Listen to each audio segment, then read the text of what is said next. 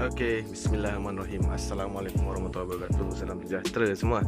Alhamdulillah, hari ni hari Jumaat. Betul-betul saya sebelum nak bergerak ke office sekarang ni lebih kurang dalam pukul 7.45.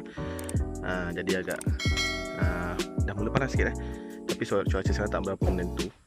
Saya sekarang ni di kawasan area rumah saya, iaitu di kawasan saya, di mana saya menanam pokok rozel.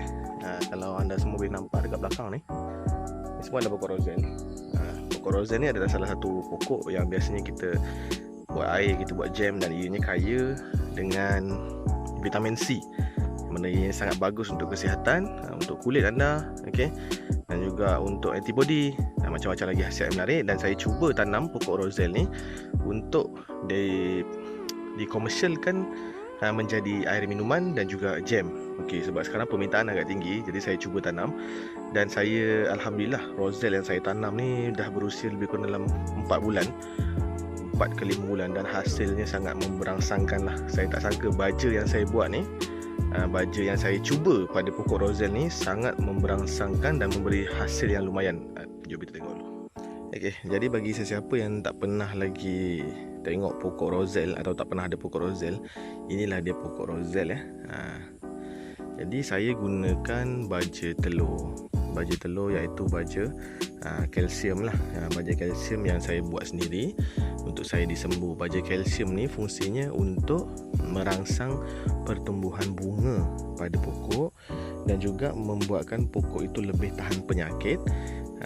Okey, juga menjadikan pokok gemuk di keseluruhan batang. Dan kalau anda perhatikan pokok rozel yang saya ada di sini, di sepanjang batangnya mempunyai bunga. Okey, ini adalah batang utama. Kemudian batang cabangnya juga mula berbunga. Batang cabang berbunga, saya boleh katakan di keseluruhan cabang batang berbunga. Saya rasa memang sangat menakjubkan lah, sangat menakjubkan.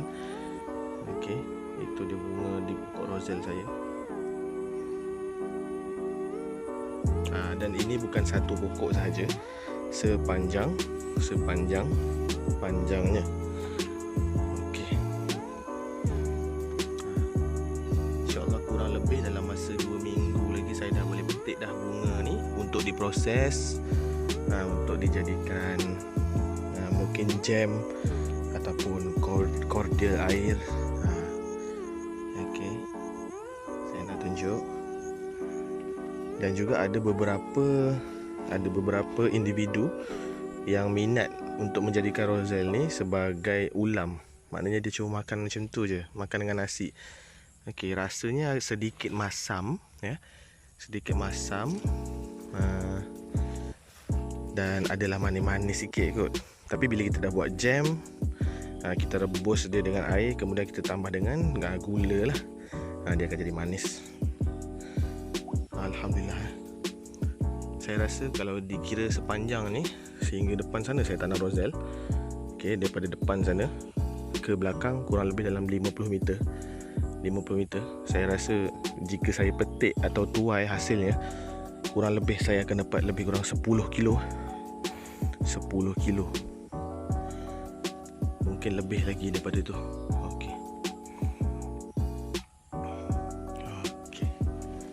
Alhamdulillah. Saya rasa saya tak sabar nak tunggu dia ni. Cuma daun dia lah agak belalang makan kan, sebab saya tanam di area kawasan semak, mungkin belalang banyak. Alhamdulillah. Dan ada timun, terong. Ni yang orang panggil terong pipit. Dia tumbuh, terong ni biasa tumbuh meliah. Pun subur juga terong ni, sebab mungkin dia terkena baja saya. Okey. Jadi baja apa yang saya guna sebenarnya? Tadi dah tengok kan? Dah tengok pokok rozel tu, baja apa yang saya guna? Baja kalsium. Macam mana nak buat baja kalsium tu? Jom saya pergi office dulu, lepas tu kita tengok. Okey, so sekarang saya baru je sampai office, dan agak letih sikit lah. Saya masuk office je dah ada kerja nak kena buat. Jadi minta maaf. Lagi sekali saya nak minta maaf banyak-banyak lah. Saya tak sempat nak bawa korang semua jalan-jalan sangat lah dalam kebun, sebab memang sangat-sangat sibuk sebulan ni dengan kerja-kerja yang melambak-lambak. Biasalah hujung tahun ni kan, projek-projek dan program-program nak kena selesaikan cepat. Okey, jadi so saya nak cerita pasal baja apa yang saya apply, yang saya guna dekat Rozelle tadi tu. Jadi baja ni saya gelarkan sebagai baja kalsium. Baja kalsium ni saya guna daripada bahan-bahan yang sangat mudah nak didapati, yang sangat mudah, yang korang semua pun boleh cari. Saya memang mudah lah jimat. Okey, first kali saya nak cerita kalsium ni sangat bagus untuk pertumbuhan buah ya, terutama buah dan juga batang pokok. Ianya akan merangsang pertumbuhan bunga dengan lebih cepat dan dia akan boost tumbesaran buah tersebut. Dan juga yang paling bagus sebagai bonus, ia boleh memaniskan buah. Okey, so baja kalsium ni hanya memerlukan dua bahan yang utama. Iaitu yang pertama adalah kulit telur, dan bahan yang kedua adalah cuka makan. Cuka makan ni yang biasalah kita berdapat kedai. Satu botol kaca tu mungkin dalam 3 ke 4 ringgit saya rasa, lebih kurang. Dan cara ni saya terjumpa dalam YouTube daripada YouTuber daripada Korea. Daripada Korea, dia ada buat baja kalsium ni. Dia menggunakan kulit telur itik. Sebenarnya tiada masalah. Memang kulit telur ayam pun boleh. Kulit telur itik ni payah kita nak dapat kan. Dan sedia maklum, kulit ni kaya dengan kandungan kalsium. Okey, yang mana ia sangat bagus untuk pokok. Sebelum ni saya ada ajar cara buat baja telur tu, kita cuma perlu tabur pada pangkal pokok. Kali ni kita akan apply baja kalsium menggunakan kulit telur dan dijadikan sebagai foliar. Okey. So, cara yang pertama sekali, step yang pertama sekali yang korang perlu buat adalah ambil kulit telur yang tidak digunakan lagi. Okey, janganlah semata-mata kita pecahkan telur baru tu nak ambil kulit dia, jangan So bila masak telur, kumpul kulit telur tu, jangan dibuang.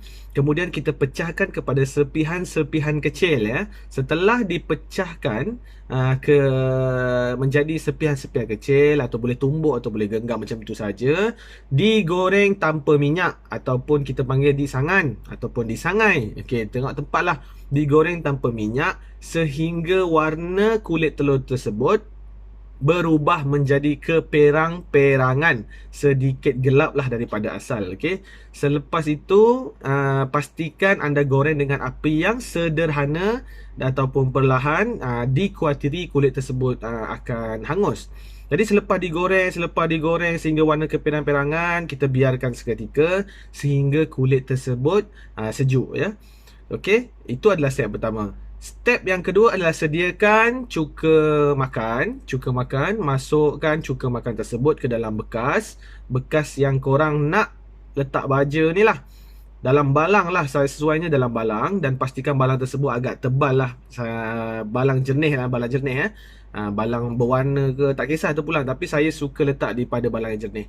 Kemudian hanya perlu campurkan kulit telur tersebut ke dalam cuka makan dengan nisbah 1:10, iaitu 100 gram kulit telur yang telah disangan dicampur ke dalam 1 liter cuka makan. Okey, ingat jangan tersilap, saya ulang lagi sekali.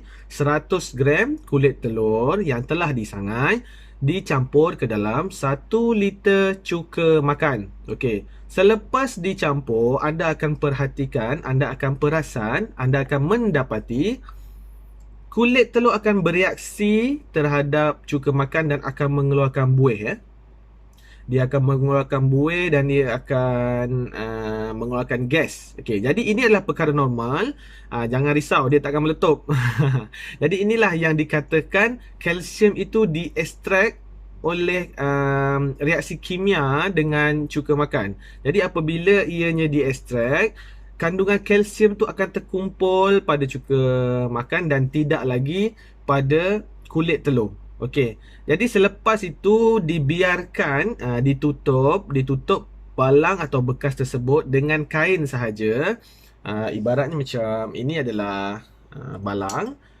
Ambil kain, tutup dan letak getah. Itu sahaja. Kerana jika kita tutup rapat, gas itu tidak boleh keluar. Okey. Selepas ditutup, tinggalkan selama sekurang-kurangnya 7 hari. Okey, selepas ditinggal selama 7 hari, ianya sedia digunakan kepada semua jenis pokok.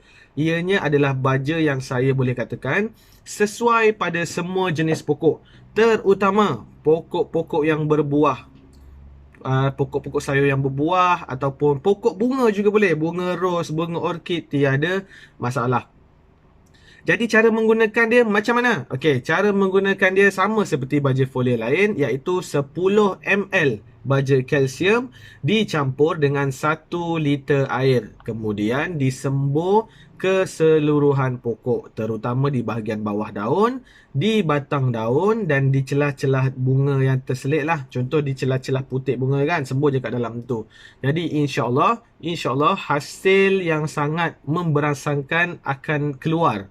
Okey, selepas sebulan. Buktinya saya dah tunjuk pada pokok roselle saya tadi dan hasilnya memang saya boleh cakap subhanallah, memang alhamdulillah, memang saya tak pernah ada pokok roselle yang setiap dahan dia ada bunga macam tu. Saya sangat bersyukur. Alhamdulillah, selesai satu perkongsian pada hari ini dan saya pun agak kesibukan hari ini dan saya nak sambung buat kerja sikit. Dan saya minta maaf lagi sekali sebab saya banyak buat video macam sembang santai je lately sebab memang saya betul-betul sibuk, mungkin dijangka sibuk sehingga bulan 10 ke bulan 11. Tapi saya cuba juga nak meluangkan masa nak update, nak penuhkan video dekat channel saya ni untuk korang. Okay, so kalau siapa-siapa yang belum subscribe lagi, tekan butang subscribe kat bawah, jangan lupa tekan butang loceng so anda tidak ketinggalan dengan video-video terbaru daripada saya. Dan saya akan upload video setiap hari Jumaat sebenarnya. Semua orang aku perasan Jumaat pukul 5 saya akan start video. Okay, so jangan lupa subscribe, like, share dan komen. Dan jangan lupa join grup Telegram. Kalau ada request boleh komen dekat bawah. InsyaAllah saya akan cuba memenuhi permintaan. Kalau ada nak jemput saya datang pergi kebun pun boleh. Kalau saya ada masa, saya nak pergi melawat projek ataupun melawat program, saya boleh singgah. Okay, jumpa lagi next video. Assalamualaikum warahmatullahi wabarakatuh.